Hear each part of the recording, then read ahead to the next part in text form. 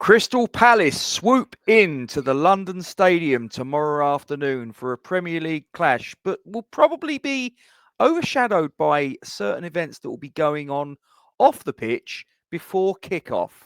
And we'll probably talk about those as we go along. But guys, please do drop a like on this stream because that's what helps get this content out there to places otherwise it might not get. Please, if you've got a hype that you can spare, I don't know whether this thing works, but do you know what? Just press it. It does a little sort of, shooting stars and whatever. It looks very, very pretty, I got to say.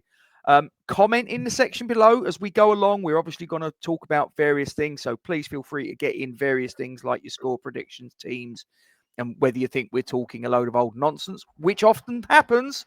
And don't forget also, if you haven't subscribed to the channel, please, please, please have a little look. If you're not subscribed, just click the button that says subscribe. It don't cost you a penny. I don't know where you live. I'm not going to come around and electrocute your cat or anything like that. I'm going to leave you alone. Other than, well, Charlie might. We might send Charlie around with a electric cattle prod to get hold of Tiddles and give him a little bit of a zap for. Was that because he crapped in the bottom of your garden, wasn't it, Charlie? No, he got Zuma fines, didn't he? Oh, he did. Yes. Yeah. Oh, Zuma told me not to like him. Yeah. No. Well, fair enough. What's I don't mind cats though. What's worse, a little electrocution or a little volley couldn't eat a into whole the one. Right. Anyway. Well, listen, we're going to talk about obviously the match preview, the Crystal Palace game, but we probably will have little discussions that will center around a certain little event that is going on, and that is a reference to it. And guys, look, for those of you that watched the episode of Talk West Ham that we did last night, and Charlie was on there, Chris was on there, James was on there, Nick was on there, and look, I think we're at a point where it's put up or shut up. If we, as a fan base, are serious about wanting the hierarchy at the club to move on to pastures new, what I think we need to keep the pressure on. And if we're not prepared to do that, then quite frankly, we deserve everything we get. That's just me. But anyway, that's a little bit of a call to action. But guys, you can see there, it's important we all mobilise. But if you are going to go, and I would encourage everybody to do so, we make sure we do it peacefully. We don't need to be giving any ammunition to anyone that might want to paint us out to be a bunch of thugs, hooligans, ragamuffins, whatever. Okay, so let's go there. Let's make our point. Let's stand together as one, but let's do it peacefully. Okay, let's get into it, Charlie. So, Crystal Palace, and you guys will like this presentation, but there might be an element of it that you're going to chuckle at just before we hit record. But I haven't got the time to fanny around and change it all, so we're just going to have to go with it. You'll notice the mistakes as it passes up. I'm sure you'll all take the piss out of me, and that's fine. So, Crystal Palace, Charlie, they've obviously they won the FA Cup last season. They're in Europe. They obviously got dropped down from the Europa League into the Conference League because of obviously this multi-party ownership, multi-team ownership. The John Textor, who obviously had his hooks into Lyon, and the fact that Lyon also qualified the Europa League meant that basically Palace had to drop out. But what are your thoughts on Crystal Palace as a club, and B, the current incarnation of the squad? In terms of the club, just clearly a very well-run club that are just performing well above their average, really. I think a lot of that is to do with a really good manager that they've got in Glasgow. We saw how good he is at cup competitions firsthand when he kicked us out of Europe with Frankfurt. But it's a really good team. There's a lot of good players in there, and they've dealt well with setbacks when it's come to losing the likes of Elise and Eze, obviously now. Obviously, they managed to keep Gahey for another 12 months or so. But no, good team, lots of good players, but probably just below the likes of not even the top six, really, but the next batch of clubs. You got the Newcastles, you got the Villas, Tottenhams. Some would include Tottenham in the top 6, but well, let's pretend they're not. Weren't last so yeah, so in terms of their sort of long-term prospects, do I see them being a regular force in Europe? I think that's difficult. We've seen ourselves how difficult it is, and even maintaining this relative success we had when we had three years in a row. It's not easy to do at clubs the size of West Ham or Palace. So enjoy it whilst it's there. I'm sure they'll enjoy the interesting European trips they've got this year. I think they're going to Poland to play Kiev and Ireland to play Shelbourne or something like that. So trip to Dublin. But yeah, no, good team. Probably never going to be challenging the real top end of the Premier League, but no shame in that when the gap is just so vast between the giants.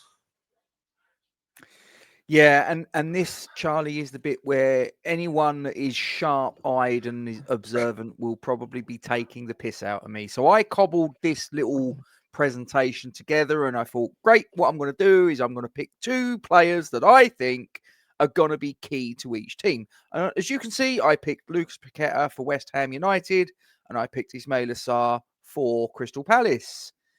But there's a problem, because Ismaila Sarr is actually injured and appears that he will not play tomorrow. So well done, Rob. Well done. You needed to check this before you put this together, before you put time and effort into putting this presentation together.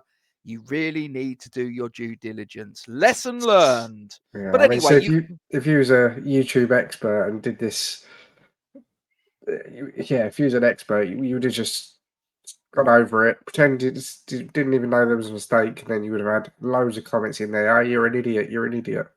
Lots of interaction. That's what they do, don't they? They can take the piss out of me. I don't care. It doesn't bother me. It's water off a duck's back. But okay, let's get a key player. He would have been, but he's probably going to be in the stands, or maybe he'll be at home. I don't know. But he very, unless he makes some Lazarus-like recovery, in which case I'm going to take the credit for it. It's as simple as that. But according to what I'm looking at, let's get some team news out the way. So Thomas Souček, we obviously know he got sent off in the game against Tottenham Hotspur. He's got a 3-game ban. He could be replaced by, Callum Wilson, Nicholas Fulkrug, take your pick. Graham Potter, though, he's got no other injury concerns, but obviously he's under quite a bit of pressure. So that's fair to say. If we move on to Crystal Palace, as I say, Ismaila Sarr, he is out, as well as Cheick Doucouré and Eddie Nketiah. Yeremy Pino looks like he will probably be involved. He got some minutes against Millwall in the Carabao Cup. And there's also a little bit of a question mark over Adam Wharton with an abductor injury. And Chadi Riyad as well is another player that looks like he's going to be missing for Crystal Palace. So they've got a few players out. Now, I think the fact that Sarr's out 100% is something that nothing personal against the guy, but obviously, given I'd picked him as one of the key players, I think he stood out as someone that was going to give us quite a hard time. So the fact that he's not involved, Charlie, would be to our advantage. Would you agree? Yes. Yeah, I think he's been really good this season. I think he's probably been one of their best players, and actually him stepping up to the plate has replaced Eze quite smoothly so far. I think it's very West Ham for someone on their first real appearance or their first start. I'm not actually sure if it would be Pino's first league start, but I actually like him from I want to say Villarreal. I think he came from club in Spain. Yeah, I think he's a good player. I've seen him a few times, and yeah, something, maybe it's just the West Ham pessimism in me, but something tells me he might have a very good start to life in the Premier League playing us. So if he comes in for Sarr, then I'd still maintain the similar levels of worry. I'm probably going to pause the presentation there because I probably should, whilst it's on the screen, take a moment to let's just go. This is my team. For those of you that are new to this channel, to this particular broadcast, this is a little thing where I give my team, the team that I would play if I was the West Ham manager. I'm clearly not, and very unlikely to ever be, but it's a little bit of fantasy. It's a little bit of fun. And you guys can pick holes in it. You can agree with it. You can do what you want. It's a little bit of fun. This is my team, Charlie. So my 11, if I was picking it, I would 100% drop Mads Hermansen out for two reasons. Number one, I don't think he's up to the Premier League standard. I think that's fairly apparent. Whether he might grow into the Premier League, I don't know. We'll wait and see. But right now, he ain't there.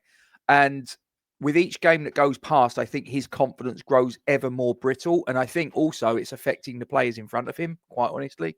It's certainly affecting the supporters when he lets in another stupid goal. I can tell you that. So it's a close call between Areola and Fab, but I think I would probably just slightly lean towards Areola for the simple reason that I would suspect that he's got a little bit more match sharpness about him because he was obviously involved to a degree in pre-season and he was obviously involved in the game against Wolverhampton Wanderers. So I would suspect that he's probably of the two, the slightly more sharper.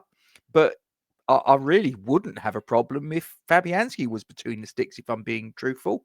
And he obviously played in midweek for the under-21s. I know he's 40 years of age, but the rules of the competition do allow it for an overage player or two. And they obviously beat Milton Keynes Dons 5-1, which I don't think was too bad. Would have been nice if he could have kept a clean sheet. But Areola, I would put in goal. My back four, Diouf left. I would bring Wan-Bissaka back, and I would put him at right back. I think that Walker Peters, whilst I thought he did well enough against Nottingham Forest, or whilst I thought he did okay against Wolverhampton Wanderers, I did think he got led a little bit of a merry dance at times against Spurs. So I think I'd probably put Wan-Bissaka back in. Mavropanos, I think, did okay. Nothing special.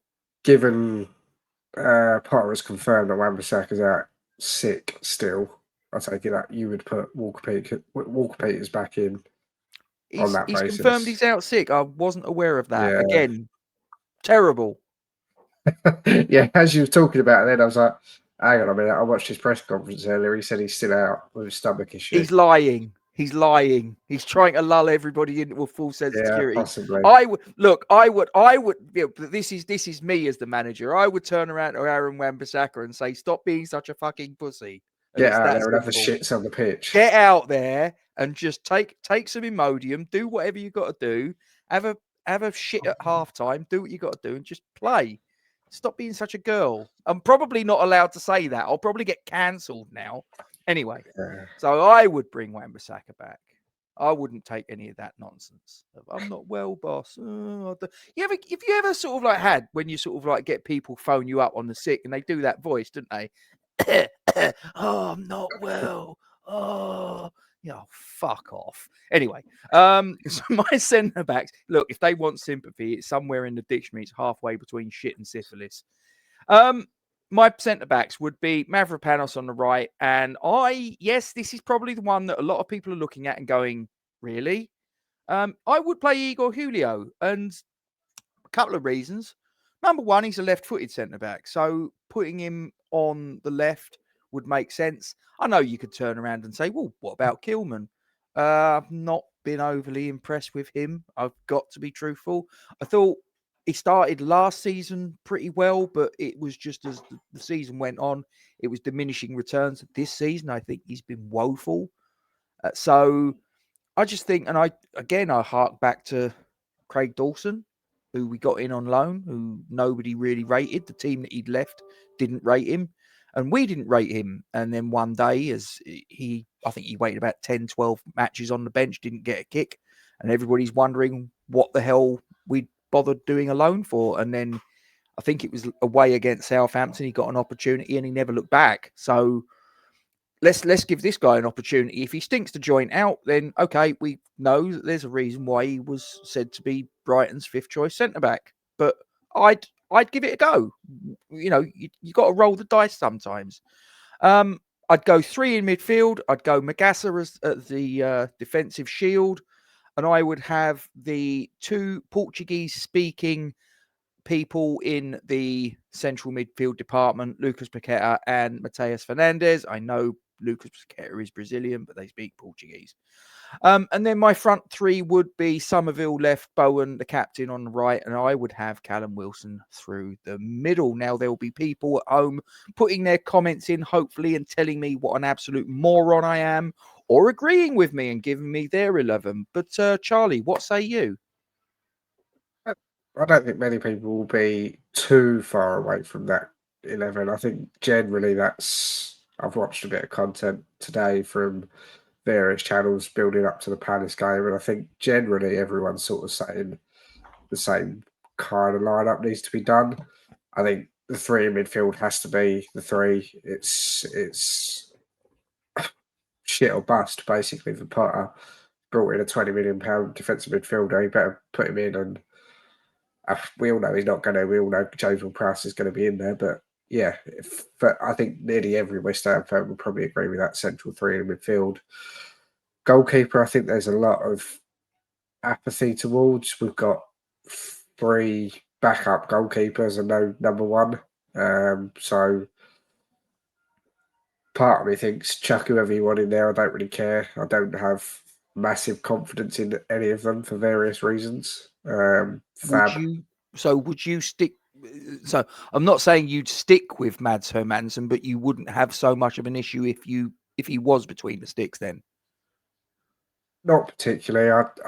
I can give or take either any one of the 3. If you was going to make me choose, I think I would go Areola, and then for that reason, the fact that you've got Areola and Magassa coming in, a bit of a change there, just to try and limit the changes in that central area in the spine of the team, I would stick with Kilman, I think, instead of Igor. I don't think Kilman's had a good season by any sense of the word, but actually the last couple of games, I don't think he's made mistakes that one he was making in pre-season and actually started the season making as well. So I haven't been impressed with Kilman, but I don't think he's been too bad enough in the last couple of games to be getting taken out for Brighton's 5th choice centre back. As I said, right back, it'll be Walker Peters. It's the only one that's there now. If Wan-Bissaka's still got the shits or dodgy stomach, whatever Potter's saying it is, I do wonder if there's been a bit of this is going into conspiracy theories now, but I do wonder if there's been a bit of a falling out there or what, because he was on the bench and then he wasn't on the bench and then he was on the bench at Wolves and obviously didn't come on. It's all been a bit strange with Wan-Bissaka. So as you famously said in the last couple of videos, you might be adding 2 and 2 together and making 36. But yeah, I think I would go Areola, Walker Peters, Mavropanos, Kilman, Juve, the 3 in midfield, everything you've done, and I would probably go the 3 up top that you've done as well. Wilson, can he be as effective starting as he is off the bench, or he was off the bench for a couple of games he has been? Maybe not. I guess that goes back to the ego argument. Until you've tried it, you don't know you won't find out until you try it. So I think Wilson's earned the right to start. Fulkrug's done nothing all season. It's probably still not quite fit anyway. Obviously, there's an argument. I know Gio and Gonzo on Hammer's Chat, their preview. Excuse me. Both said Callum Marshall up front. He's played tonight, so that's not happening.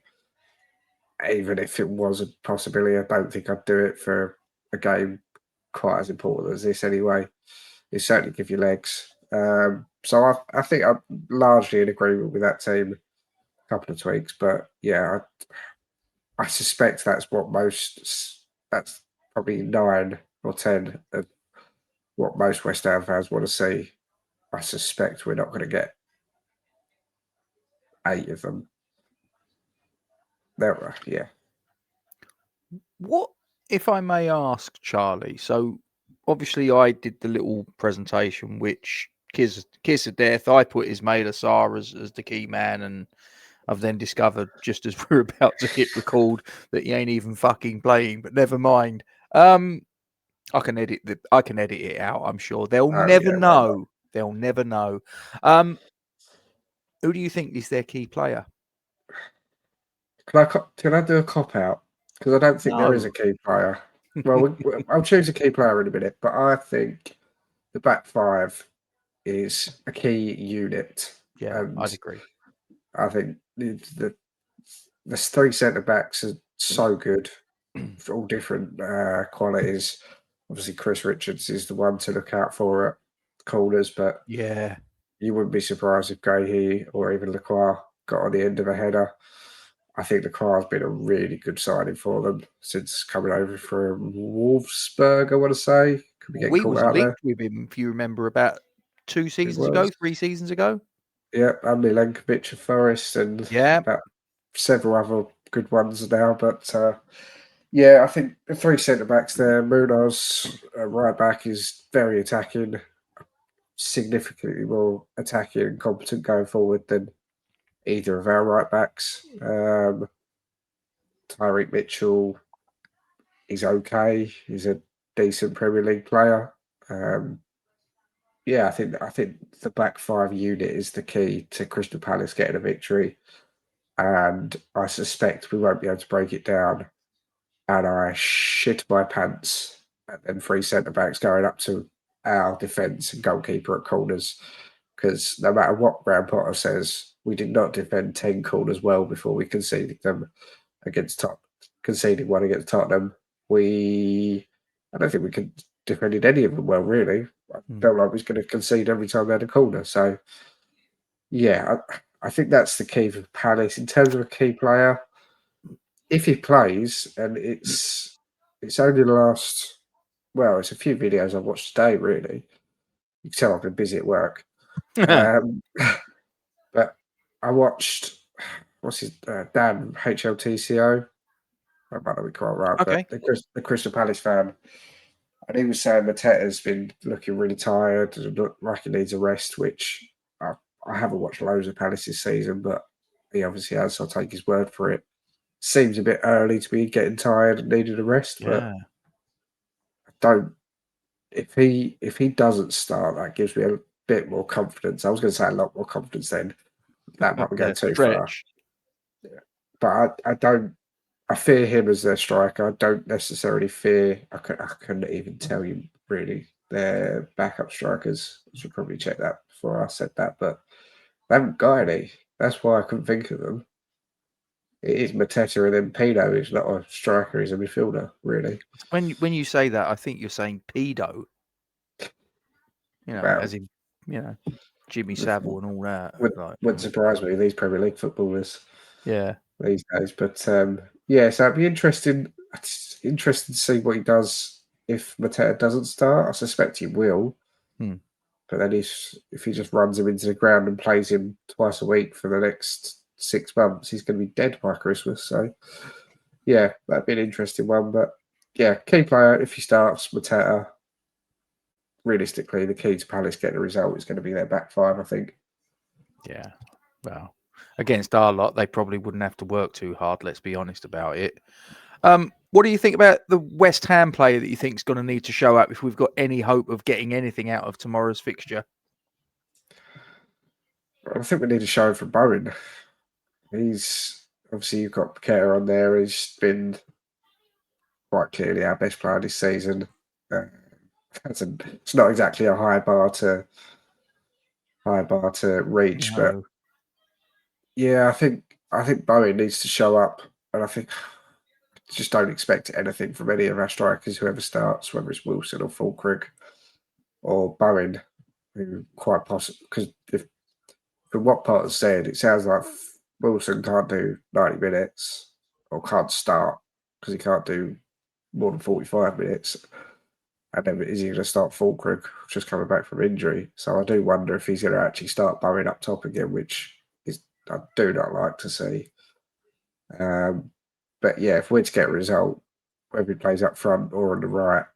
We need a performance from Bowen, otherwise I just don't see where our goals are coming from to win the game. Yeah, we've got, well, we're quite brittle at the back.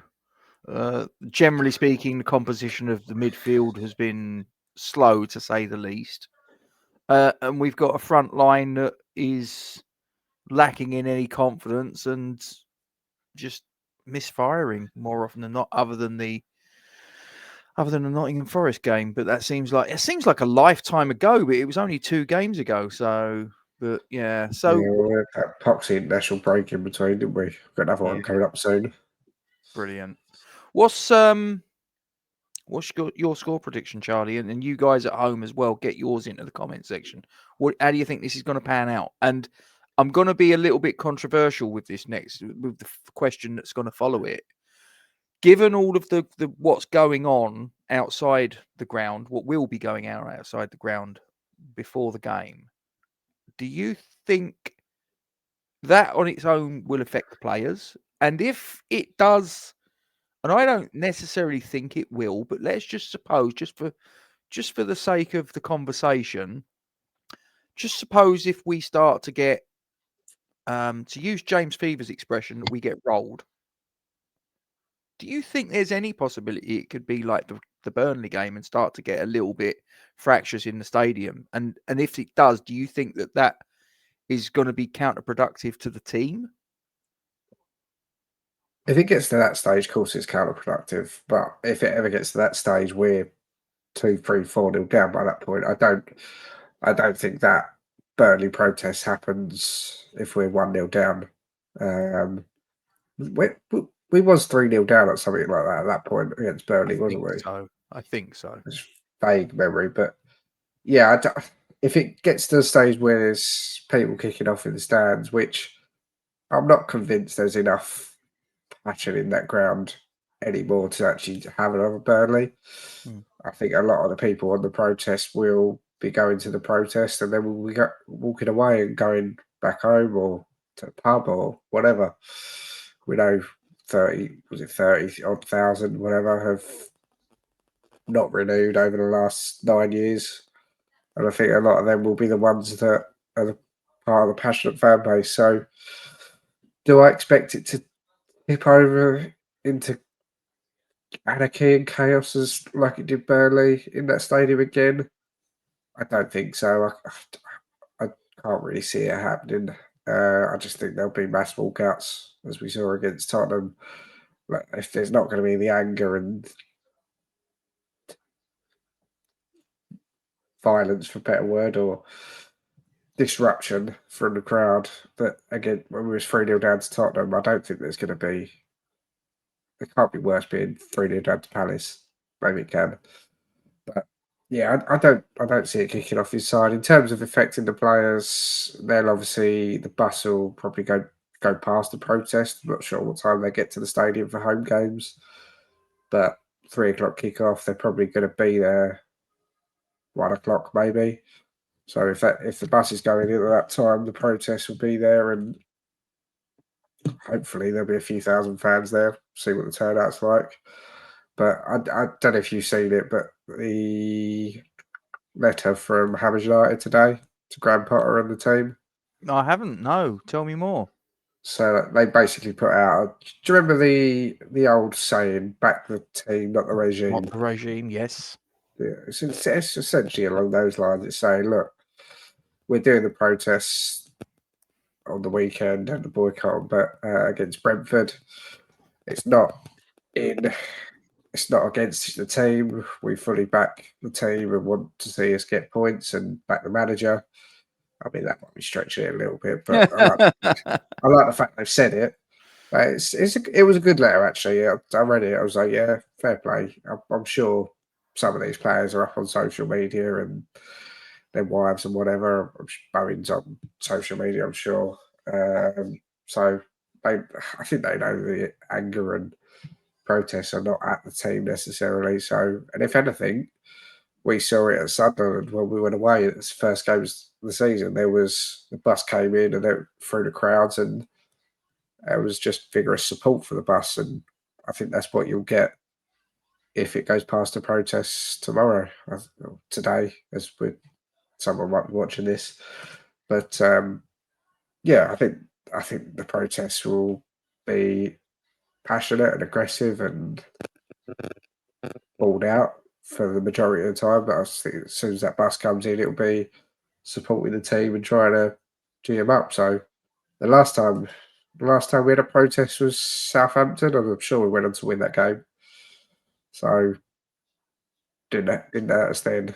I think we'll be fine. If we lose tomorrow, it's not because of the protest. It'll probably be because of the shit players on the pitch. Did I say that? We can edit that bit out. Yeah. They'll never know. They'll never know. A bit like the presentation that had a player on that is bloody injured and a player that's apparently going to be sick. So I did really well there. Really well. I reckon it's all a con job. I reckon Sarr and Wan-Bissaka are both going to play tomorrow. They're going to start. They're going to play. They're going to play the whole 90 minutes. There you go. You heard it here first. We should replicate our bet for Andy Irving and get the money back. Yeah. He will play again before the end of the season. In fact, yeah, he will definitely play more minutes than me and you combined. Yeah, unfortunately so. People keep getting sent off. Any final thoughts before we knock it on the head, Charlie? No, just encourage anyone who can get down there to go and show support to the protests. Go and enjoy the game. Hopefully we get a win. There's always that grey area of, if we get a win, Potter stays and we're back to, he has to win, he has to lose 3 in a row or whatever to get the tin tack. So there is always that. Is it a better thing in the long term to lose? But you never want to see West Ham lose. So no. Hopefully we get a win. I don't actually think I said it, but I think this has got a 1-1 written all over it. Ooh. I think maybe that's because I was coming into this thinking, Palace are not doing that well. I don't know where I got that from, because I could have been more wrong. 16 games unbeaten, I think I saw earlier. So it just didn't feel like they've been having top results. Obviously, they're due against Sunderland, which is a game that you'd think they would have won. Obviously, started their European campaign. So, yeah, I don't know. It's one of those games that when something's on the line, whether it's a manager's job or something like that, we always seem to do just enough. I feel like that's what we'll do tomorrow. I feel like it's got a 1-1 written all over it. In before we get beat 4-0, but okay. Just suppose your prediction's right, though, Charlie. Just suppose 1-1 is the final outcome. Does Graham Potter still have a job when by the time we come round to the following fixture, which I think is Everton away, isn't it? Which is the following Monday. Yeah. Yeah, and I think that gives him a bit of grace to get to the international break. Whatever happens against Everton, I think if we get a draw tomorrow, he gets to the international break. And then if he's lost against Everton and Arsenal, I think he goes at that point. It seems to be the logical place to do a change. And to be quite honest, I don't know if we discussed this last night or somewhere else, but I don't feel like maybe, but I don't feel confident going up to there. Certainly Arsenal, not a very winnable game. So maybe, just maybe, it might be a good idea to let him take the next couple of fixtures after Palace and then hand over to the reins to a new manager when I think the fixtures get slightly easier. Yeah, I mean, we get Brentford at home, Leeds away, Newcastle not so much, Burnley. So we got, after the international break, we got 3 winnable fixtures in that 4 after that international break. So it feels like a good time for a new manager to come in, but yeah, get beat heavily tomorrow. We will never know. Yeah. Well, it's we need the points, and I would suggest that at 1 point for me, I don't think it's enough. We're at home. I know they're the FA Cup holders. I know they're unbeaten in 16, but at some point that run's got to come to an end. And looking at where we are in the table, mate, Jesus Christ, we do need I think we need all 3 points, because that is not pretty viewing. It really isn't. 11 goals conceded in 4 matches. Seriously? Well, I think if we lose tomorrow, I think we end the weekend bottom of the league. Because I think conceivable. Villa get something at Sunderland away, and I think Wolves beat Leeds. God, I hope Wolves beat Leeds, because I got them in my last man standing. But yeah, I think that we could quite conceivably finish the weekend bottom of the league, and at that point, that's curtains for Potter, I think. Fair enough. And guys, as I say, and just as we're going to come to the end, I'm just going to do one final little call for action. If any of you are going to the game, and even if you're not going to the game, if you're in a position to be able to get to the game tomorrow, if you feel strongly about the situation at the club, then I think this is the time that you need to get your boots on the ground. You need to put your shoulder to the wheel. You need to turn up tomorrow, and you need to make your displeasure in a constructive way felt, non-violent, non-sort of destructive, but you need to be there, and you need to make it known to the hierarchy that up with this, we will no longer put. And also make sure that if the comes around to the Brentford game, I know it goes against the grain, you've paid for your season ticket or whatever, just don't go. Just do not go. Stay, as it says there, stay at home, watch it in a pub, give your local pub a bit of support, because they're struggling like fuck, and just don't turn up, don't relist it. You're just going to have to wave it goodbye. It's for the greater good. So, and if you're not going to do that, then my advice is, look, if you're not going to do things like that, then quite honestly, you get what you deserve. Simple as that. That's just my opinion. Anyway, we're going to knock it on the head there, guys. And stay safe. We'll see you for the review. Come on, you Irons.